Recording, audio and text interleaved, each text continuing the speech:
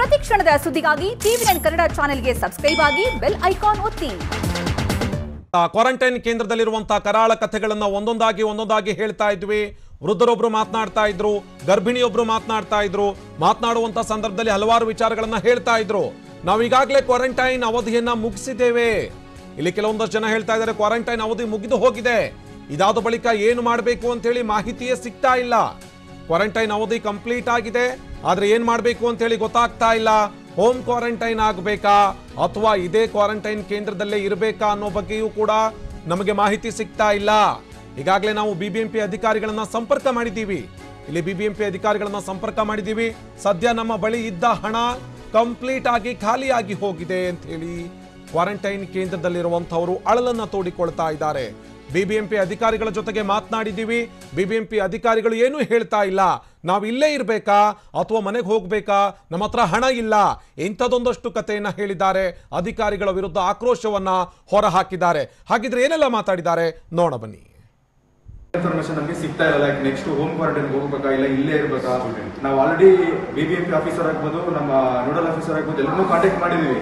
BBMP officer ಕಡೆಯಿಂದ ಬೇರೆ information ಬರ್ತಿದೆ, ಲೈಕ್ ನಾವು ಹೋಮ್ ಹೋಗ್ಬೋದು, ಹೋಮ್ ಕ್ವಾರಂಟೈನ್ ತಗೋಬಹುದು ಅಂತ. ಬಟ್ ನಮಗೆ ನೋಡಲ್ ಆಫೀಸರ್ ಕಡೆಯಿಂದ ಇಲ್ಲ ಸರ್, ನಾವು 40 days ಇರಲೇಬೇಕು ಅಂತ ಹೇಳ್ತಿದ್ದಾರೆ. ಬಟ್ ನಾವು ಸ್ಟೂಡೆಂಟ್ಸ್, ಬಿಕಾಸ್ ವಿ ಕಾಂಟ್ ಬೇರ್ this hotel charges and all. Already ನಾವು 33K ಸ್ಪೆಂಡ್ ಮಾಡಿ ಇಂಡಿಯಾಗೆ ರಿಟರ್ನ್ ಆಗಿದ್ದೀವಿ. ನಾವು ಬೇರೆ ಮಾಡಕ್ಕೆ ಆಗ್ತಾ ಇಲ್ಲ, ತುಂಬಾ ಡಿಫಿಕಲ್ಟ್ ಇದೆ. Because we are running out of money. Quarantine ಮುಗಿಸಿದೀವಿ, ಬಟ್ ನಮಗೆ ಯಾವುದೇ ರೀತಿ ಫರ್ದರ್ ಇನ್ಫಾರ್ಮೇಶನ್ ನಮಗೆ ಸಿಗ್ತಾ ಇಲ್ಲ. ಲೈಕ್ ನೆಕ್ಸ್ಟ್ ಹೋಮ್ ಕ್ವಾರಂಟೈನ್ ಹೋಗ್ಬೇಕಾ ಇಲ್ಲ ಇಲ್ಲೇ ಇರಬೇಕಾ. ನಾವು ಆಲ್ರೆಡಿ ಬಿಬಿಎಂಪಿ ಆಫೀಸರ್ ಆಗ್ಬೋದು, ನಮ್ಮ ನೋಡಲ್ ಆಫೀಸರ್ ಆಗ್ಬೋದು, ಎಲ್ಲರೂ ಕಾಂಟ್ಯಾಕ್ಟ್ ಮಾಡಿದೀವಿ. ಬಿಬಿಎಂಪಿ ಆಫೀಸರ್ ಕಡೆಯಿಂದ ಬೇರೆ ಇನ್ಫಾರ್ಮೇಶನ್ ಬರ್ತಿದೆ, ಲೈಕ್ ನಾವು ಹೋಮ್ ಹೋಗ್ಬೋದು, ಹೋಮ್ ಕ್ವಾರಂಟೈನ್ ತಗೋಬಹುದು ಅಂತ. ಬಟ್ ನಮಗೆ ನೋಡಲ್ ಆಫೀಸರ್ ಕಡೆಯಿಂದ ಇಲ್ಲ ಸರ್, ನಾವು 40 days ಇರಲೇಬೇಕು ಅಂತ ಹೇಳ್ತಿದ್ದಾರೆ. ಬಟ್ ನಾವು ಸ್ಟೂಡೆಂಟ್ಸ್, ಬಿಕಾಸ್ ವಿ ಕಾಂಟ್ ಬೇರ್ this hotel charges and all. Already ನಾವು 33K ಸ್ಪೆಂಡ್ ಮಾಡಿ ಇಂಡಿಯಾಗೆ ರಿಟರ್ನ್ ಆಗಿದ್ದೀವಿ. ನಾವು ಬೇರೆ ಮಾಡಕ್ಕೆ ಆಗ್ತಾ ಇಲ್ಲ, ತುಂಬಾ ಡಿಫಿಕಲ್ಟ್ ಇದೆ. Because we are running out of money.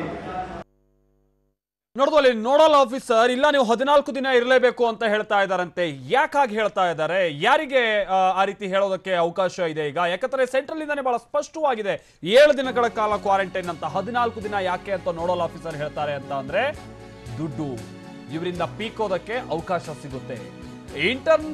Internship ವಿಚಾರದಲ್ಲಿ ಕೂಡ ಒಂದಷ್ಟು ಗೊಂದಲ ಆಗಿದೆ, ಅದನ್ನು ಕೂಡ ನಾವು ನಿಮ್ಗೆ ಹೇಳ್ತಾ ಹೋಗ್ತೀವಿ. ಕೊರೋನಾದಿಂದಾಗಿ ಕೆಲಸ ಆಗಿಲ್ಲ ಪಾಪ.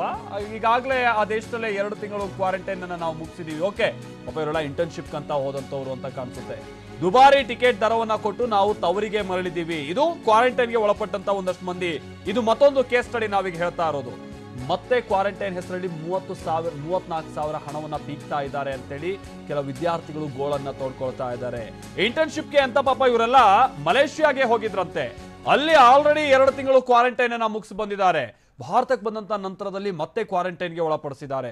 ಇಲ್ಲೂ ಕೂಡ ಸಾವಿರಾರು ರೂಪಾಯಿ ಹಣವನ್ನ ಪೀಕ್ತಾ ಇದ್ದಾರೆ ಅನ್ನುವಂತ ಬೇಸರ ಅವರದ್ದು, ಆಕ್ರೋಶ ಅವರದ್ದು. ಏನ್ ಹೇಳಿದ್ದಾರೆ ಬನ್ನಿ ಕೇಳೋಣ. ಇಂಟರ್ನ್ಶಿಪ್ ಮೇಲೆ ಹೋಗಿದ್ದು, ಅಲ್ಲೋಗಿ ಲಾಕ್ಡೌನ್ ಆಗಿರೋ ಕಾರಣಕ್ಕೆ ಇವಾಗ ಅಲ್ಲಿ ಇಂಟರ್ನ್ಶಿಪ್ ಕೂಡ ನಮಗೆ ತೊಂದರೆ ಆಗಿ ನಾವು ಅಲ್ಲಿ ಕ್ವಾರಂಟೈನ್ ಅಲ್ಲೇ ಇದ್ವಿ 2 ತಿಂಗಳು. ಹತ್ತತ್ರ 2.5 ತಿಂಗಳು ಕೂಡ ನಾವು ಅಲ್ಲೇ ಇದ್ವಿ. ಅಲ್ಲಿಂದ ನಾವು ಸೇಫಾಗಿ ಇಲ್ಲಿಗೆ ಬಂದು ಇಲ್ಲಿ ಕೂಡ 14 days ಕ್ವಾರಂಟೈನ್ ಅಲ್ಲಿ ಇದ್ದೀವಿ. ಬಟ್ ಇಲ್ಲಿ ಎಲ್ಲ ಚಾರ್ಜಸ್ ನಮ್ಮ ಮೇಲೆ ಬೇರ್ ಮಾಡೋಕ್ಕೆ ಹೇಳ್ತಿದ್ದಾರೆ. ಕ್ವಾರಂಟೈನ್ ಚಾರ್ಜಸ್ ಆಗ್ಬೋದು, ಫ್ಲೈಟ್ ಚಾರ್ಜಸ್ ಆಗ್ಬೋದು. ಫ್ಲೈಟ್ ಚಾರ್ಜಸ್ಸಿಗೆ ನೋಡಿದ್ರೆ ಬೇರೆ ಸ್ಟೇಟಿಗೆ ಕಂಪೇರ್ ಮಾಡಿದ್ರೆ ನಮ್ಮ ಕರ್ನಾಟಕಕ್ಕೆ 34,000 ತೊಗೊಂಡಿದ್ದಾರೆ. ಬಟ್ ಬೇರೆ ಸ್ಟೇಟಿಗೆ ಬರೀ 14-15 ಸಾವಿರಕ್ಕೆಲ್ಲ ರೀಚ್ ಆಗಿದ್ದಾರೆ. ಸೊ ನಮ್ಮ ಸರ್ಕಾರ ಇದನ್ನ ಮಾಡಿಕೊಂಡು ಅಟ್ಲೀಸ್ಟ್ ಮುಂದೆ ಬರೋದಾಗ್ಲಿ ಕಮ್ಮಿ ಚಾರ್ಜಸ್ ಟೇಕ್ ಮಾಡಬೇಕು ಅಂತ ನಾವು ಬೇಡಿಕೆ ಮಾಡ್ಕೊತಾ ಇದ್ದೀವಿ. ನೆಕ್ಸ್ಟ್ ಇಂಟರ್ನ್ಶಿಪ್ ಮೇಲೆ ಹೋಗಿದ್ದು, ಅಲ್ಲೋಗಿ ಲಾಕ್ಡೌನ್ ಆಗಿರೋ ಕಾರಣಕ್ಕೆ ಇವಾಗ ಅಲ್ಲಿ ಇಂಟರ್ನ್ಶಿಪ್ ಕೂಡ ನಮಗೆ ತೊಂದರೆ ಆಗಿ ನಾವು ಅಲ್ಲಿ ಕ್ವಾರಂಟೈನ್ ಅಲ್ಲೇ ಇದ್ವಿ 2 ತಿಂಗಳು. ಹತ್ತತ್ರ 2.5 ತಿಂಗಳು ಕೂಡ ನಾವು ಅಲ್ಲೇ ಇದ್ವಿ. ಅಲ್ಲಿಂದ ನಾವು ಸೇಫಾಗಿ ಇಲ್ಲಿಗೆ ಬಂದು ಇಲ್ಲಿ ಕೂಡ 14 days ಕ್ವಾರಂಟೈನ್ ಅಲ್ಲಿ ಇದ್ದೀವಿ. ಬಟ್ ಇಲ್ಲಿ ಎಲ್ಲ ಚಾರ್ಜಸ್ ನಮ್ಮ ಮೇಲೆ ಬೇರ್ ಮಾಡೋಕ್ಕೆ ಹೇಳ್ತಿದ್ದಾರೆ. ಕ್ವಾರಂಟೈನ್ ಚಾರ್ಜಸ್ ಆಗ್ಬೋದು, ಫ್ಲೈಟ್ ಚಾರ್ಜಸ್ ಆಗ್ಬೋದು. ಫ್ಲೈಟ್ ಚಾರ್ಜಸ್ಸಿಗೆ ನೋಡಿದ್ರೆ ಬೇರೆ ಸ್ಟೇಟಿಗೆ ಕಂಪೇರ್ ಮಾಡಿದ್ರೆ ನಮ್ಮ ಕರ್ನಾಟಕಕ್ಕೆ 34,000 ತೊಗೊಂಡಿದ್ದಾರೆ. ಬಟ್ ಬೇರೆ ಸ್ಟೇಟಿಗೆ ಬರೀ 14-15 ಸಾವಿರಕ್ಕೆಲ್ಲ ರೀಚ್ ಆಗಿದ್ದಾರೆ. ಸೊ ನಮ್ಮ ಸರ್ಕಾರ ಇದನ್ನ ಮಾಡಿಕೊಂಡು ಅಟ್ಲೀಸ್ಟ್ ಮುಂದೆ ಬರೋದಾಗ್ಲಿ ಕಮ್ಮಿ ಚಾರ್ಜಸ್ ಟೇಕ್ ಮಾಡಬೇಕು ಅಂತ ನಾವು ಬೇಡಿಕೆ ಮಾಡ್ಕೊತಾ ಇದ್ದೀವಿ. ಖಂಡಿತವಾಗ್ಲೂ ಕೂಡ ಇಲ್ಲಿ ಕ್ವಾರಂಟೈನ್ ಕೇಂದ್ರದಲ್ಲಿದ್ದವರು ಎಷ್ಟರ ಮಟ್ಟಿಗೆ ಪರಿಪರಿಯಾಗಿ ಕೇಳಿಕೊಳ್ತಾ ಇದ್ದಾರೆ, ಸರ್ಕಾರಕ್ಕೆ ಮನವಿ ಮಾಡ್ತಾ ಇದ್ದಾರೆ. ನಮ್ಮ ಕಥೆ ಆಯ್ತು, ಮುಂದೆ ಬರುವಂತವರ ಕಥೆ ಆದ್ರೂ ನೀವು ಒಂದಷ್ಟು ಜನಕ್ಕೆ ನೋಡಿ ಟಿಕೆಟ್ ದರ ಕಡಿಮೆ ಮಾಡಿ, ಕ್ವಾರಂಟೈನ್ ಅವಧಿಯನ್ನ ಕಡಿಮೆ ಮಾಡಿ ಅಂತೇಳಿ. ಇನ್ನು ಕ್ವಾರಂಟೈನ್ ಬಂದವರಿಗೆ ಸುಳ್ಳು ಹೇಳಿದ್ರ ಅಧಿಕಾರಿಗಳು. ಏರ್ಪೋರ್ಟ್ಗೆ ಆಗಮಿಸಿದಾಗ ಅಧಿಕಾರಿಗಳು ಹೇಳಿದ್ದೊಂದು, ಏರ್ಪೋರ್ಟ್ಗೆ ಬಂದಂತ ಸಂದರ್ಭದಲ್ಲಿ ಅಧಿಕಾರಿಗಳು ಬೇರೆ ಬೇರೆ ವಿಚಾರಗಳನ್ನ ಹೇಳಿದ್ರು. ಕ್ವಾರಂಟೈನ್ ಕೇಂದ್ರಕ್ಕೆ ಹೋದ ಮೇಲೆ ಅಲ್ಲಿ ಆಗಿರುವಂತ ಕಥೆಯೇ ಬೇರೆದಿದೆ. ಅಧಿಕಾರಿಗಳು ಸುಳ್ಳು ಹೇಳಿದ್ರಾ? 2 ದಿನ ಇದ್ರೂ ಕೊರೋನಾ ಟೆಸ್ಟ್ ಬಗ್ಗೆ ಮಾಹಿತಿ ಇಲ್ಲ. 2 ದಿನ ಇದೆ ಕ್ವಾರಂಟೈನ್ ಅವಧಿ ಮುಗಿಸೋದಕ್ಕೆ ಮೋಸ್ಟ್ಲಿ ಅಲ್ಲಿ. ಹೇಗಿದ್ರೂ ಕೂಡ ಏನಾಗಿದೆ ಟೆಸ್ಟ್ ರಿಪೋರ್ಟ್ ಹೋಟೆಲ್ ಕ್ವಾರಂಟೈನ್ಗೆ ಇನ್ನೂ ಕಳಿಸಿಲ್ಲ ಅಧಿಕಾರಿಗಳು. ಇಲ್ಲಿ ಹೋಟೆಲ್ ಕ್ವಾರಂಟೈನ್ಗೆ ಅತ್ತ ಹೋಟೆಲ್ ಕ್ವಾರಂಟೈನ್ ಇಲ್ಲ, ಇತ್ತ ಮನೆಗೂ ಕೂಡ ಕಳಿಸ್ತಾ ಇಲ್ಲ. 2 ದಿನ ಆಗಿದೆ ಬಂದು. ಇಷ್ಟಾದ್ರೂ ಅಧಿಕಾರಿಗಳು ಏನಾಗುತ್ತೆ ಎನ್ನುವಂತ ವಿಚಾರವನ್ನ ಸ್ಪಷ್ಟವಾಗಿ ಹೇಳ್ತಾ ಇಲ್ಲ. 8 ರಿಂದ 10 ದಿನಗಳಾದ್ರೂ ಕೂಡ ಕ್ವಾರಂಟೈನ್ ನಲ್ಲೇ ಜನ ಬಂಧಿಯಾಗಿದ್ದಾರೆ. ಹಾಗಿದ್ರೆ ಕ್ವಾರಂಟೈನ್ ಕೇಂದ್ರದಲ್ಲಿ ಈ ರೀತಿಯಾಗಿ ಕಷ್ಟ ಅನುಭವಿಸ್ತಾ ಇರೋರು ಏನ್ ಹೇಳಿದ್ದಾರೆ ನೋಡೋಣ ಬನ್ನಿ. ನಮಗೆಲ್ಲ ಗೊತ್ತು ಕೋವಿಡ್ ಹೆಂಗ್ ಸೀರಿಯಸ್ ಅಂತ ನಾವು ನೋಡ್ತಾ ಇದ್ದೀವಿ. ನಮಗೆ ಅದು ತುಂಬಾ ಚೆನ್ನಾಗಿ ನಮಗೆ ಕಳಿಸಿದ್ದಾರೆ. ಏರ್ಪೋರ್ಟ್ನಲ್ಲಿ ನಾವು ಬರುವಾಗ ಅವರು ಅಲ್ಲಿ ಅಧಿಕಾರಿಗಳು ನಮಗೆ ಹೇಳಿದ್ರು, ನೀವು regardless of the country you arriving, ನೀವು ಬರುವಾಗ ಇಲ್ಲಿ ಇಂಡಿಯಾದಲ್ಲಿ ನೀವು ಕ್ವಾರಂಟೈನ್ ಆಗಬೇಕು ಅಂತ. First test which is on 2 ದಿವಸ ಮಾಡುವಾಗ ನಮ್ದು ರಿಸಲ್ಟ್ ನೆಗೆಟಿವ್ ಆದರೆ ನಮ್ಮ ಹೆಲ್ತ್ ಅಫಿಷಿಯಲ್ಲು ನಮ್ಮ ಹೋಟೆಲ್ನಲ್ಲಿ ಇರ್ತಾರಲ್ಲ ಅವರು ರಿಕ್ವೆಸ್ಟ್ ಮಾಡಿದ್ರೆ ನಮಗೆ ಹೋಮ್ ಕ್ವಾರಂಟೈನ್ ಮಾಡ್ತೀವಿ ಅಂತ ಹೇಳಿದ್ರು. ಅದಕ್ಕಾಗಿ ಇವಾಗ ನಾವು 8 ನೈಟ್ 7 ಡೇಸ್ ನಮ್ದು ಮುಗಿಯಿತು. ರಿಸಲ್ಟ್ ಬಂದಾಯಿತು, ಫಸ್ಟ್ ರಿಸಲ್ಟ್ ಬಂದಾಯಿತು. ನಾವು ಸರ್ಕಾರ ಅವ್ರಿಗೆ ಆಫೀಸರ್ಸ್ ಅವ್ರಿಗೆ ರಿಕ್ವೆಸ್ಟ್ ಮಾಡ್ತಾ ಇದ್ವಿ, please give us clear information ನಾವು ಏನು ಮಾಡಬೇಕು ಅಂತ. ನಾನು ಒಂದು ಧನ್ಯವಾದ ಮಾಡ್ತೀನಿ ಎಲ್ಲರಿಗೆ ಆ್ಯಂಡ್ ರಿಕ್ವೆಸ್ಟ್ ಮಾಡ್ತಾ ಇದ್ದೀನಿ, ಪ್ಲೀಸ್ ನಮಗೆ ಕ್ಲಿಯರ್ ಆಗಿ ಇನ್ಸ್ಟ್ರಕ್ಷನ್ ಕೊಡಿ, ಏನು ಮಾಡಬೇಕು, ಹೆಂಗೆ ನಾವು ಮುಂದೆ ಹೋಗಬೇಕು ಅಂತ. ನಮಗೆಲ್ಲ ಗೊತ್ತು. ಸೊ ನೋಡಿದ್ವಲ್ಲ, ಇಲ್ಲಿ ಇರುವಂತಹ ನಿಯಮದ ಪ್ರಕಾರವಾಗಿ 7 ದಿನ ಇರಬೇಕು. ಇವರೆಲ್ಲ ಪಾಪ 8 ರಿಂದ 10 ದಿನ ಆಗಿ ಹೋಗಿದೆ. ಟೆಸ್ಟ್ ರಿಪೋರ್ಟ್ ಏನು ಅಂತ ಬಂದಿದೆ ಅಂತಂದ್ರೂ ಕೂಡ ಇವರಿಗೆಲ್ಲ ತಿಳಿಸದೇ ಇರುವಂತ ಕೆಲಸ ಆಗ್ತಾ ಇದೆ. ಇದೇ ತರನಾದ ಹಲವಾರು ಕೇಸ್ ಸ್ಟಡಿಗಳಿದೆ ಅನ್ನುವಂಥದ್ದನ್ನ ನಾನು ಮೊದಲಿಗೆ ಹೇಳ್ತಾ ಇದ್ದೆ. ಮತ್ತೊಂದು ಕೇಸ್ ಸ್ಟಡಿಯ ವಿಚಾರವಾಗಿ ನಾವು ನೋಡ್ತಾ ಹೋಗೋಣ. 7 ದಿನಗಳ ಕ್ವಾರಂಟೈನ್ ಅವಧಿ ಮುಗಿಸಿದ್ರೂ ಕೂಡ ಮನೆಗೆ ಕಳಿಸ್ತಾ ಇಲ್ಲ. ಇದು ಮತ್ತೋರ್ವರ ಕಥೆ ವ್ಯಥೆ. ಇದು ಮಗ ಆಸ್ಪತ್ರೆಯಲ್ಲಿದ್ರೂ ಕೂಡ ಬಿಟ್ಟು ಕಳಿಸ್ತಾ ಇಲ್ಲ ಅಂತ ಅಳಲು. ನೋಡಿ ಅವ್ರು ಎಂತ ಸಂದಿಗ್ಧ ಸ್ಥಿತಿಯಲ್ಲಿದ್ದಾರೆ. ಮಗ ಪಾಪ ಹಾಸ್ಪಿಟಲ್ ಇದ್ದಾರಂತೆ. 7 ದಿನಗಳ ಕ್ವಾರಂಟೈನ್ ಅಂತ ಅಧಿಕಾರಿಗಳು ಹೇಳಿದ್ರು. 7 ದಿನ ಆದ ನಂತರದಲ್ಲಿ ಇವ್ರನ್ನ ಕಳಿಸ್ಬೇಕಲ್ವಾ, ಬಟ್ ಆಗ್ತಾ ಇಲ್ಲ. ಅದು ಕ್ವಾರಂಟೈನ್ ಅವಧಿಯನ್ನ ಮುಗಿಸಿದ್ರು ಕೂಡ ನಮ್ಮನ್ನ ಮನೆಗೆ ಕಳಿಸ್ತಿಲ್ಲ ಅಂತ ಹೇಳಿ ಪಾಪ ಒಬ್ರು ಹೇಳ್ಕೊಳ್ತಾ ಇದ್ದಾರೆ. ಮಗ ಹಾಸ್ಪಿಟಲ್ ಅಲ್ಲಿ ಇದ್ರೂ ಕೂಡ ನಮ್ಮನ್ನ ಕಳಿಸ್ತಾ ಇಲ್ಲ ಮನೆಗೆ ಅನ್ನುವಂಥದ್ದನ್ನ ಹೇಳ್ತಾ ಇದ್ದಾರೆ. ಏನ್ ಹೇಳಿದ್ದಾರೆ ಈ ಪರ್ಟಿಕ್ಯುಲರ್ ಕೇಸ್ ಸ್ಟಡಿಗೆ ಸಂಬಂಧಪಟ್ಟಂತೆ ನೋಡೋಣ ಬನ್ನಿ. Actually 19th we came, so having a family emergency, that is the reason that I just paid so much of money and I just came through here. So yes, of course, like they followed 7 days of quarantine, so we are just following the same thing and we are here for 7 days. And like I have an emergency now, I have to go my home to see my families who are admitted in the hospital. Okay, that is the reason that I came. So I have to go back. So you guys have to take an initiative of that. ಮಗನಿಗೆ ಆರೋಗ್ಯ ಸರಿ ಇಲ್ಲ, ಮನೆಗೆ ಹೋಗೋದಕ್ಕೆ ಬಿಡಿ ಅಂತ ಹೇಳಿದ್ರು ಅಧಿಕಾರಿಗಳು ಕೇಳ್ತಾ ಇಲ್ಲ ಅನ್ನುವಂತ ಆರೋಪ ಮಾಡ್ತಾ ಇದ್ದಾರೆ. ಆ ರೀತಿಯಾಗಿ ಪರಿಪರಿಯಾಗಿ ಕೇಳಿಕೊಳ್ತಾ ಇದ್ದಾರೆ. ಇನ್ನು ಕ್ವಾರಂಟೈನ್ ಹೆಸರಲ್ಲಿ ವಿನಾಕಾರಣ ಕಿರಿಕಿರಿ ಮಾಡ್ತಾ ಇದ್ದಾರೆ. ವಿನಾಕಾರಣ ಕಿರಿಕ್ ನಡೀತಾ ಇದೆ ಕ್ವಾರಂಟೈನ್ ಹೆಸರಲ್ಲಿ. ಮಲೇಷ್ಯಾದಲ್ಲಿ ಕ್ವಾರಂಟೈನ್ ಆಗಿದ್ರು, ಭಾರತದಲ್ಲಿ ಬಲವಂತ ಮಾಡಲಾಗ್ತಾ ಇದೆ. ಹೋದಲ್ಲಿ ಬಂದಲ್ಲಿ ಕ್ವಾರಂಟೈನ್ ಅಂತ ಹೇಳಿ ನಮ್ಮನ್ನ ಪ್ರತ್ಯೇಕವಾಗಿ ಇಡ್ಲಾಗ್ತಾ ಇದೆ. ಈಗಾಗಲೇ 2 ತಿಂಗಳ ಕ್ವಾರಂಟೈನ್ ಅವಧಿಯನ್ನು ಮುಗಿಸಿದ್ರು ಅಧಿಕಾರಿಗಳು ಕೇಳ್ತಿಲ್ಲ.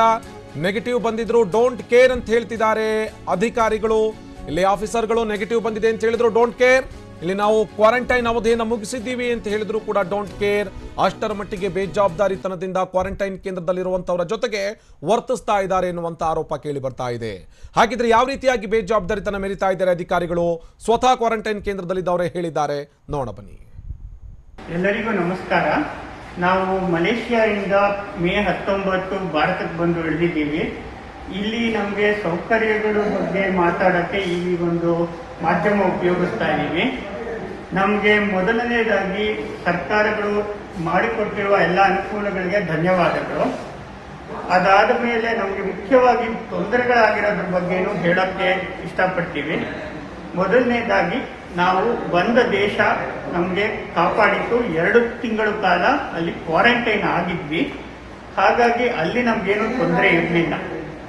ಇಲ್ಲಿ ನಮಗೆ ಮತ್ತೆ 14 ದಿನ ಕ್ವಾರಂಟೈನ್ ಬಗ್ಗೆ ಒತ್ತಡ ಹಾಕಲಾಗಿದೆ. ಈ ಒಂದು ಒತ್ತಡದಿಂದ ನಮಗೆ ಸ್ವಲ್ಪ ಅಸಮಾಧಾನವಿದೆ ಎಲ್ಲರಿಗೂ. ಇಲ್ಲಿ ಖಂಡಿತವಾಗಿಯೂ TV9 ಕ್ವಾರಂಟೈನ್ಗೆ ಸಂಬಂಧಪಟ್ಟ ಹಾಗೆ ಪ್ರಶ್ನಿಸ್ತಾ ಇಲ್ಲ. ಕ್ವಾರಂಟೈನ್ ಆಗಲೇಬೇಕು 100%. ಹಾಗೆ ನಿಯಮಗಳನ್ನ ಸರಿಯಾಗಿ ಪಾಲಿಸಿ ಅನ್ನುವಂಥದ್ದನ್ನ ನಾವು ಕೇಳ್ತಾ ಇರುವಂಥದ್ದಷ್ಟೇ. ಅದರ ಜೊತೆಗೆ ಟೆಸ್ಟ್ ರಿಪೋರ್ಟ್ ನಲ್ಲಿ ಯಾವುದೇ ತೆರನಾದ ಕಣ್ಣ ಮುಚ್ಚಾಲೆ ಆಡಬೇಡಿ. ಟೆಸ್ಟ್ ರಿಪೋರ್ಟ್ ಬಂದಂತ ನಂತರದಲ್ಲಿ ಕೂಡಲೇ ಅವರಿಗೆ ತಿಳಿಸಿ, ಅಕಸ್ಮಾತ್ ನೆಗೆಟಿವ್ ಬಂದ್ರೆ 7 ದಿನದ ಒಳಗಾಗಿ ಕಳಿಸ್ಕೊಡಿ, ನಿಯಮದ ಪ್ರಕಾರವಾಗಿ ನಡೆದುಕೊಳ್ಳಿ ಅಂತ ಮಾತ್ರ ನಾವು ಕೇಳ್ತಾ ಇರುವಂತದ್ದು. ಕ್ವಾರಂಟೈನ್ ನ ಯಾವುದೇ ವಿಚಾರವನ್ನು ಕೂಡ ಇಲ್ಲಿ TV9 ಪ್ರಶ್ನಿಸ್ತಾ ಇಲ್ಲ. 19ನೇ ತಾರೀಕು ಒಬ್ರು ಹೇಳ್ತಾ ಇದ್ದಾರೆ, 20ನೇ ತಾರೀಕು ನಮ್ಗೆಲ್ರಿಗೂ ಟೆಸ್ಟ್ ಮಾಡಿದ್ದಾರೆ. ಓಕೆ, 19ನೇ ತಾರೀಕು ಅವ್ರು ಬಂದಿದ್ದಾರೆ ಅಂತ ಕಾಣಿಸುತ್ತೆ. 20ನೇ ತಾರೀಕು ನಮ್ಗೆಲ್ಲ ಟೆಸ್ಟ್ ಮಾಡಿದ್ದಾರೆ. ಈ ವರದಿಯಲ್ಲಿ ಎಲ್ಲರಿಗೂ ನೆಗೆಟಿವ್ ಅಂತ ಗೊತ್ತಾಗಿದೆ. 2 ದಿನದ ನಂತರದಲ್ಲಿ ಗೊತ್ತಾಗೋಯ್ತು ನೆಗೆಟಿವ್ ಅಂತ. ಕ್ವಾರಂಟೈನ್ ಕೇಂದ್ರದಲ್ಲಿರೋರ ಅಳಲಿಗಿಲ್ಲ ಅಂತ್ಯ. ಬಹುಶಃ ಅವರಿಗೆ ನೆಗೆಟಿವ್ ಅಂತ ಬಂದಂತ ನಂತರದಲ್ಲೂ ಕೂಡ ಕಳಿಸ್ಕೊಡೋ ಕೆಲಸ ಆಗ್ತಾ ಇಲ್ಲ ಅಂತ ಕಾಣಿಸುತ್ತೆ. ಅಕಸ್ಮಾತ್ ನೆಗೆಟಿವ್ ಅಂತ ಬಂದ್ರೆ ಗರ್ಭಿಣಿಯವರನ್ನ 2 ದಿನ ಕಳಿಸ್ಕೊಡ್ಬೇಕು, ವಯಸ್ಸಾದಂತವ್ರನ್ನ ಮಕ್ಕಳನ್ನ 2 ದಿನ ಕಳಿಸ್ಕೊಡ್ಬೇಕು.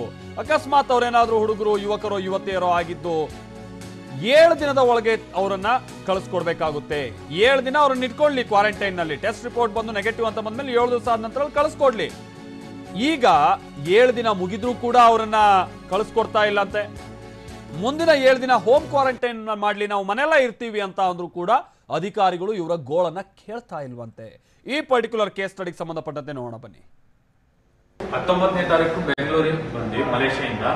ಅಂಡ್ 20ನೇ ತಾರೀಕು ಬಂದು ನಮ್ಗೆಲ್ಲರಿಗೂ ಟೆಸ್ಟ್ ಕೂಡ ತಗೊಂಡಾಯ್ತು. ಅಂಡ್ ಟೆಸ್ಟ್ ರಿಸಲ್ಟ್ ಕೂಡ ಡಾಕ್ಟರ್ ಹೇಳಿದಾಗೆ ಎಲ್ಲರದು ನೆಗೆಟಿವ್ ಆಗಿ ಬಂದಿದೆ. Malaysians who have travel to Bangalore ಎಲ್ಲರಿಗೂ ನೆಗೆಟಿವ್ ಆಗಿ ಬಂದಿದೆ. ಆದಷ್ಟು ಬೇಗ ನಮ್ಮನ್ನ ಲೈಕ್ ಹೋಮ್ ಕ್ವಾರಂಟೈನ್ ಕೊಟ್ಟರು ಕೂಡ ಚೆನ್ನಾಗಿರುತ್ತೆ. 7 ಡೇಸ್ ಆಲ್ಮೋಸ್ಟ್ ನಾವು ಕಂಪ್ಲೀಟ್ ಆಗಿದೆ. ಇನ್ನ ಒಂದು 7 ಡೇಸ್ ಹೋಮ್ ಕ್ವಾರಂಟೈನ್ ಕೊಟ್ರೆ ಇಟ್ಸ್ ಬೆಟರ್ ಫಾರ್ ಅಸ್. 19ನೇ ತಾರೀಕು ಬೆಂಗಳೂರಿಗೆ ಬಂದ್ವಿ ಮಲೇಷಿಯಾದಿಂದ. ಅಂಡ್ 20ನೇ ತಾರೀಕು ಬಂದು ನಮ್ಗೆಲ್ಲರಿಗೂ ಟೆಸ್ಟ್ ಕೂಡ ತಗೊಂಡಾಯ್ತು. ಅಂಡ್ ಟೆಸ್ಟ್ ರಿಸಲ್ಟ್ ಕೂಡ ಡಾಕ್ಟರ್ ಹೇಳಿದಾಗೆ ಎಲ್ಲರದು ನೆಗೆಟಿವ್ ಆಗಿ ಬಂದಿದೆ. Malaysians who have travel to Bangalore ಎಲ್ಲರಿಗೂ ನೆಗೆಟಿವ್ ಆಗಿ ಬಂದಿದೆ.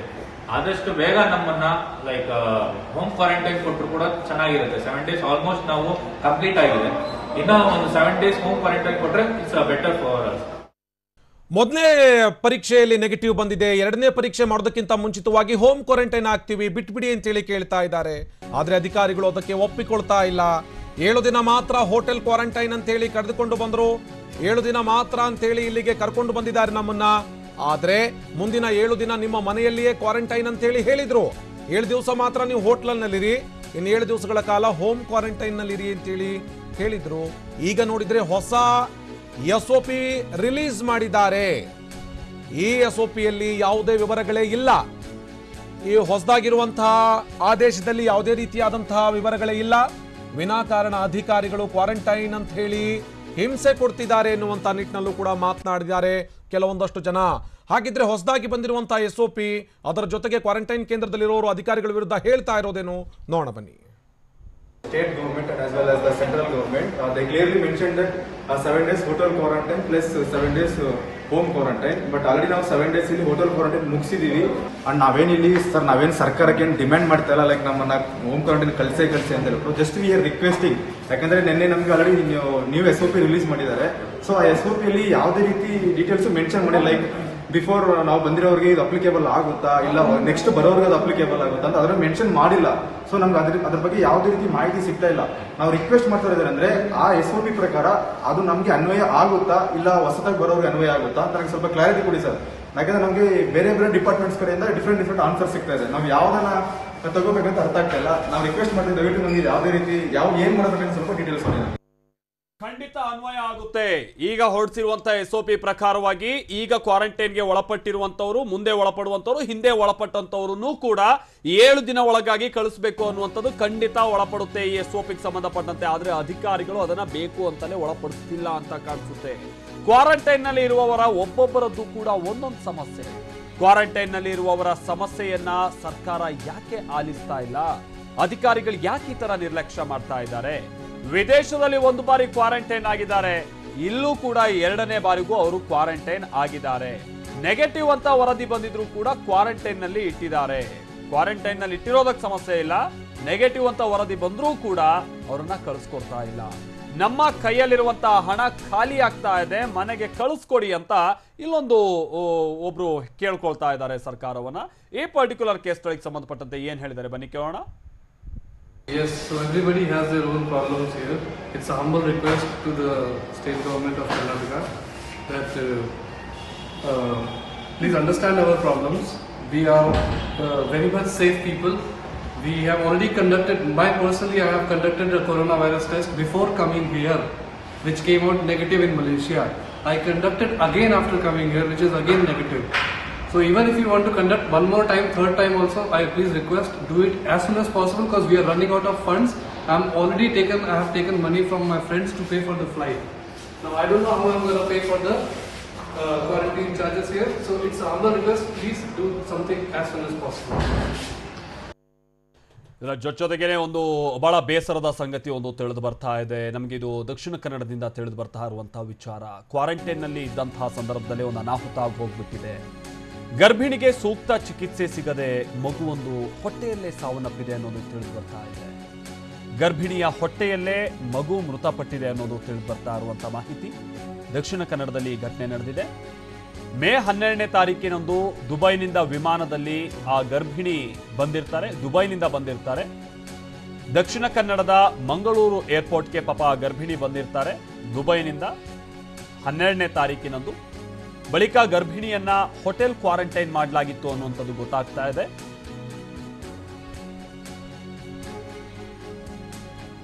ಗರ್ಭಿಣಿಗೆ ಕೊರೋನಾ ಟೆಸ್ಟ್ ಕೂಡ ಮಾಡಲಾಗಿತ್ತು ಅಂತ ಕಾಣಿಸುತ್ತೆ.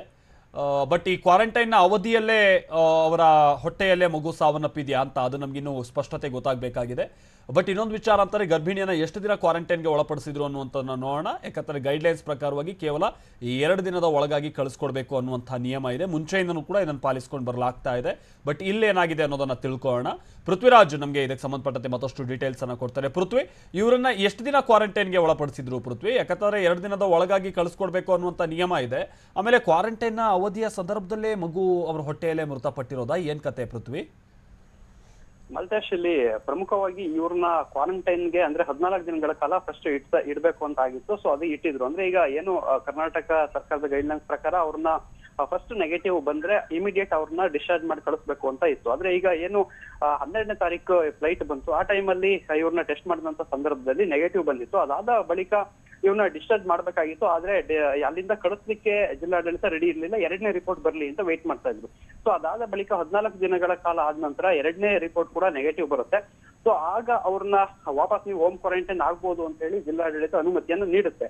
ಆದ್ರೆ ಇಲ್ಲಿ ಪ್ರಮುಖವಾಗಿ ಜಿಲ್ಲಾಡಳಿತ ಅನುಮತಿ ನೀಡಿದ್ರು ಕೂಡ ಇವರೇನು ವಿದೇಶದಿಂದ ಬಂದ ಮಹಿಳೆ ಆಗಿರ್ತಾರೆ. ಸೊ ಇವರು ಮಂಗಳೂರಿನ ಶಿವಬಾಗ್ ಅಂತ ಇದೆ, ಅಲ್ಲಿ ಒಂದು ಅಪಾರ್ಟ್ಮೆಂಟ್ ಅಲ್ಲಿ ವಾಸ ಮಾಡ್ತಾ ಇರ್ತಾರೆ. ಸೊ ಆ ಶಿವಬಾಗ್ ಅಪಾರ್ಟ್ಮೆಂಟ್ ನ ಆಡಳಿತ ಮಂಡಳಿ ಮತ್ತೆ ಅಲ್ಲಿ ವಾಸ ಮಾಡ್ತಿರೋಂಥವ್ರು ಹಲವಾರು ವಿರೋಧ ಮಾಡ್ತಾರೆ ಇವರು ಬರ್ಲಿಕ್ಕೆ. ಸೊ ಇವರು ಹೋಮ್ ಕ್ವಾರಂಟೈನ್ ಆಗ್ಬಾರ್ದು, ದುಬೈಯಿಂದ ಬಂದಿದ್ದಾರೆ ಅಂತ ಹೇಳಿ ಇವ್ರನ್ನ ವಿರೋಧ ಮಾಡ್ತಾರೆ. ಸೊ ಆ ಹಿನ್ನೆಲೆಯಲ್ಲಿ ಅವರಿಗೆ ಅಲ್ಲಿ ಹೋಗ್ಲಿಕ್ಕೆ ಅವಕಾಶ ಆಗೋದಿಲ್ಲ. ಸೊ ಅದಾದ ಬಳಿಕ ಇವರು ಗರ್ಭಿಣಿ ಆಗಿರೋದ್ರಿಂದ ಬೇರೆ ಹಾಸ್ಪಿಟಲ್ಗಳಲ್ಲಿ ಏನಾದ್ರೂ ಬೆಡ್ ಸಿಗುತ್ತಾ, ಅಲ್ಲಿ ಒಂದು ಬೆಡ್ ಸಿಕ್ಕಿದ್ರೆ ಅಲ್ಲೇ ನಾವು ಅವ್ರನ್ನ ಇಡ್ತೀವಿ, ಅಲ್ಲೇ ಟ್ರೀಟ್ಮೆಂಟ್ ಅನ್ನ ಕಂಟಿನ್ಯೂ ಮಾಡ್ತೀವಿ. ಅಂದ್ರೆ ಈಗ ಹೇಗೂ ಅವರಿಗೆ ಸ್ವಲ್ಪ ಆರೋಗ್ಯ ಸಮಸ್ಯೆ ಇದೆ ಅಂತ ಹೇಳಿ ಅವರ ಪೋಷಕರು ಪ್ರಯತ್ನ ಪಡ್ತಾರೆ. ಆದ್ರೆ ಮಂಗಳೂರಿನ ಯಾವುದೇ ಖಾಸಗಿ ಆಸ್ಪತ್ರೆಯವರು ಕೂಡ ಇವ್ರನ್ನ ದಾಖಲಿಸ್ಕೊಳ್ಳಿಕ್ಕೆ ರೆಡಿ ಇರೋದಿಲ್ಲ. ಇವರು ಹಲವಾರು ಅಂದ್ರೆ 90% ಏನೇನ್ ಇಲ್ಲಿ ಖಾಸಗಿ ಆಸ್ಪತ್ರೆ ಇದೆ ಎಲ್ಲಾ ಆಸ್ಪತ್ರೆಗಳಿಗೆ ಟ್ರೈ ಮಾಡ್ತಾರೆ ಹೋಗ್ಲಿಕ್ಕೆ. ಸೊ ಆದ್ರೂ ಕೂಡ ಯಾವ ಆಸ್ಪತ್ರೆ ಕೂಡ ಇವ್ರನ್ನ ದಾಖಲಿಸ್ಕೊಳ್ಳಿಕ್ಕೆ ನಿರಾಕರಿಸ್ತಾರೆ. ಮತ್ತೆ ವೈದ್ಯರು ಕೂಡ ಇವ್ರನ್ನ ಟ್ರೀಟ್ ಮಾಡ್ಲಿಕ್ಕೆ ಮುಂದಾಗೋದಿಲ್ಲ. ಸೊ ಇದಾದ್ರೆ ಈ ಜಿಲ್ಲಾಡಳಿತ ರೆಡಿ ಇರುತ್ತೆ ಇವ್ರನ್ನ ಏನು ಕ್ವಾರಂಟೈನ್ ಸೆಂಟರ್ ನಿಂದ ಕಳಿಸ್ಲಿಕ್ಕೆ. ಆದ್ರೆ ಇವರಿಗೆ ಹೊರಗಡೆ ಹೋಗಿ ಇರ್ಲಿಕ್ಕೆ ಯಾವುದೇ ರೀತಿ ಅವಕಾಶ ಇರೋದಿಲ್ಲ, ಯಾರು ಕೂಡ ಬಿಡ್ತಾ ಇರೋದಿಲ್ಲ. ಇಂತಹ ಪರಿಸ್ಥಿತಿ ಮಧ್ಯೆ ಸಿಗಾಕೊಳ್ತಾರೆ. ಸೊ ಈ ಮಧ್ಯದಲ್ಲಿ ಇವರ ಆರೋಗ್ಯ ಹಲವಾರು ರೀತಿಯಲ್ಲಿ ಹದಗೆಡ್ತಾ ಇರುತ್ತೆ. ಅಂದ್ರೆ ಏನು ಗರ್ಭಿಣಿ 6 ತಿಂಗಳು ಗರ್ಭಿಣಿ ಆಗಿರ್ತಾರೆ. ಸೊ ಅವರಿಗೆ ಅವರ ವೆಯ್ಟ್ ಗೈನ್ ಆಗ್ತಾ ಹೋಗ್ತಾ ಇರುತ್ತೆ, ವೆಯ್ಟ್ ಜಾಸ್ತಿ ಆಗ್ತಾ ಇರುತ್ತೆ, ಹೊಟ್ಟೆಯಲ್ಲಿ ನೀರು ತುಂಬಿಕೊಳ್ತಾ ಇರುತ್ತೆ. ಸೊ ಈ ಒಂದು ಆರೋಗ್ಯ ಸಮಸ್ಯೆ ಇದೆ ಅವ್ರಿಗೆ ಗೊತ್ತಾಗ್ತಾ ಇರುತ್ತೆ. ಆದ್ರೆ ಲೇಡಿ ಗೋಶನ್ ಏನು ಸರ್ಕಾರಿ ಆಸ್ಪತ್ರೆ ಇದೆ ಅಲ್ಲಿ ವೈದ್ಯರು ಬಂದು ಇವ್ರನ್ನ ತಪಾಸಣೆ ಮಾಡ್ಬೇಕು, ಗೈನಕಾಲಜಿಸ್ಟ್ ಅಲ್ಲಿ ಅವರು ಬಂದು ಇವ್ರನ್ನ ತಪಾಸಣೆ ಮಾಡ್ಬೇಕಾಗಿರುತ್ತೆ. ಆದ್ರೆ ಅಲ್ಲಿಂದ ಬಂದಂತವ್ರು ಇವರಿಗೆ ಡಿಸ್ಟೆನ್ಸ್ ಇಟ್ಟು ತಪಾಸಣೆಯನ್ನ ಮಾಡ್ತಾ ಇರ್ತಾರೆ. ಅಂದ್ರೆ ಇವರ ಹಿಂದಿನ ಪ್ರಿಸ್ಕ್ರಿಪ್ಷನ್ ಚೀಟಿಗಳೇನಿರುತ್ತೆ ಅದನ್ನ ನೋಡಿ ಅದ್ರ ಮೇಲೆ ಮೆಡಿಸಿನ್ಸ್ ಕೊಡೋದು, ಅದ್ರ ಮೇಲೆ ಸಜೆಷನ್ ಮಾಡೋದು ಮಾಡ್ತಾರೆ. ಬಿಟ್ರೆ ಅವ್ರು ಯಾವುದೇ ರೀತಿ ಅವ್ರಿಗೆ ಹತ್ರ ಹೋಗಿ ಅವರ ಮೈಯನ್ನ ಮುಟ್ಟಿ ಈ ಒಂದು ತಪಾಸಣೆಯನ್ನ ಮಾಡ್ಲಿಕ್ಕೆ ವೈದ್ಯರು ಹಿಂಜರಿತಾರೆ. ಅಂದ್ರೆ ಅವರು ಹೇಳ್ತಾರೆ ಬರುವಾಗ PPE ಕಿಟ್ ಮರ್ತು ಬಂದಿದೀವಿ, ಸೊ ಅದರಿಂದ ಮೈ ಮುಟ್ಟಿ ಟೆಸ್ಟ್ ಮಾಡ್ಲಿಕ್ಕೆ ಆಗೋದಿಲ್ಲ, ಹಾಗೆ ಹೀಗೆ ಅಂತ ಇಂತಹ ಸಬೂಬುಗಳನ್ನ ಕೊಡ್ತಾ ಹೋಗ್ತಾರೆ ಅಂತ ಹೇಳಿ ಈಗ ಇವರು ಆರೋಪವನ್ನ ಮಾಡಿರೋಂಥದ್ದು, ಇವರ ಮನೆಯವರೆಲ್ಲ ಆರೋಪವನ್ನ ಮಾಡಿರೋಂಥದ್ದು. ಸದ್ಯಕ್ಕೆ ಅಲ್ಲಿಂದ ಯಾವಾಗ ಹೊಟ್ಟೆಯಲ್ಲಿ ಮಗುಗೆ ಏನು ಅಂದ್ರೆ ಸ್ವಲ್ಪ ಪ್ರಾಬ್ಲಮ್ ಆಗ್ತಾ ಇದೆ, ವೆಯ್ಟ್ ಗೇನ್ ಆಗ್ತಾ ಇದೆ, ಏನೋ ಉಸಿರಾಟ ಸಮಸ್ಯೆ ಮತ್ತೆ ತಲೆ ತಿರುಗಿ ಬರ್ತಾ ಇದೆ ಅಂತ ಹೇಳಿ ಗೊತ್ತಾಗುತ್ತೆ. ಆಗ ಒಂದು ಖಾಸಗಿ ಹಾಸ್ಪಿಟ್ಲಿಗೆ ಇವರು ಮನೆಯವರೇ ಖುದ್ದು ಹೋಗಿ ಮಾತಾಡ್ತಾರೆ. ಒಂದು ತಾರಾ ಅಂತ ಒಂದು ಹಾಸ್ಪಿಟಲ್ ಇದೆ, ಸೊ ಅಲ್ಲಿ ಮಾತಾಡಿದಂತ ಸಂದರ್ಭದಲ್ಲಿ ಅವರು ಟ್ರೀಟ್ಮೆಂಟ್ ಅನ್ನ ಕೊಡ್ಲಿಕ್ಕೆ ಹೋಗ್ತಾರೆ. ಅದಾದ ಬಳಿಕ ನಿನ್ನೆ ಹೋಗಿ ಟ್ರೀಟ್ಮೆಂಟ್ ಅನ್ನ ಕೊಡಿಸ್ಲಿಕ್ಕೆ ಹೋದಾಗ ಮಗು ಈ ರೀತಿ ತುಂಬಾ ಕಷ್ಟ ಇದೆ ಅಂತ ಹೇಳ್ತಾರೆ. ತಾಯಿ ಮಗು ಉಳಿಯೋ ಡೌಟ್ ಅಂತ ಹೇಳಿ ಹೆರಿಗೆಯನ್ನ ಮಾಡ್ಲೇಬೇಕು ಅಂತ ಮಾಡಿದಂತ ಸಂದರ್ಭದಲ್ಲಿ ಮಗು ಡೆತ್ ಆಗುತ್ತೆ. ಈಗ ತಾಯಿನ ಆರೋಗ್ಯ ಪರಿಸ್ಥಿತಿ ಸುಧಾರಿಸ್ತಾ ಇದೆ, ಅವರಿಗೆ ಟ್ರೀಟ್ಮೆಂಟ್ ಅನ್ನ ಕೊಡ್ತಾ ಇಲ್ಲ ಆಗ್ತಾ ಇದೆ. ಓಕೆ ಓಕೆ, ಥ್ಯಾಂಕ್ ಯು ಪೃಥ್ವಿ. ಇಲ್ಲೂ ಕೂಡ ಹಾಗೆ ಬಹುಶಃ ದಕ್ಷಿಣ ಕನ್ನಡದ ಜಿಲ್ಲಾಡಳಿತ ಇದನ್ನು ಎರಡೆರಡು ಬಾರಿ ಯೋಚನೆ ಮಾಡಬೇಕಾಗಿತ್ತು. ಗರ್ಭಿಣಿಯೋರ್ವರನ್ನ ಇಷ್ಟು ದಿನ ಕ್ವಾರಂಟೈನ್ ಅಲ್ಲಿ ಇಟ್ಕೊಳ್ಳುವಂಥದ್ದು ಎಷ್ಟು ಸಮಂಜಸ ಅಂತ ನೋಡಿ. ಆ ಜಿಲ್ಲಾಡಳಿತ ಜೊತೆಗೆ ಇತರ ಹಾಸ್ಪಿಟಲ್ಗಳು ಕೂಡ ನಿರ್ಲಕ್ಷ್ಯ ವಹಿಸಿದಂತ ಕಾರಣದಿಂದಾಗಿ ಪಾಪ ಹೊಟ್ಟೆಯಲ್ಲೇ ಆ ಮಗು ತೀರ್ಕೊಂಡ್ಬಿಟ್ಟಿದೆ ಅನ್ನುವಂಥ ವಿಚಾರ ಗೊತ್ತಾಗ್ತಾ ಇದೆ. ಹಾಗೆ ಮತ್ತಷ್ಟು ಕೇಸ್ ಸ್ಟಡಿಗಳನ್ನ ಕೂಡ ನಾವು ನಿಮ್ಮ ಮುಂದೆ ಇಡ್ತೀವಿ. ಕ್ವಾರಂಟೈನ್ ನಿಂದಾಗಿ ಏನೆಲ್ಲ ಸಮಸ್ಯೆ ಆಗ್ತಾ ಇದೆ, ಸರ್ಕಾರ ಹೇಗೆ ಇಲ್ಲಿ ನಿಯಮವನ್ನ ಪಾಲಿಸ್ತಾ ಇಲ್ಲ, ಹಣ ಪೀಕುವಂತ ಕೆಲಸ ಹೇಗೆ ಆಗ್ತಾ ಇದೆ ಅನ್ನುವಂಥ ವಿಚಾರಕ್ಕೆ ಸಂಬಂಧಪಟ್ಟಂತೆ ಇನ್ಸೈಡ್ ಸುದ್ದಿ ಸೋಮವಾರದಿಂದ ಶನಿವಾರ ಸಂಜೆ 7 ಗಂಟೆಗೆ TV9 ನಲ್ಲಿ ಮಾತ್ರ.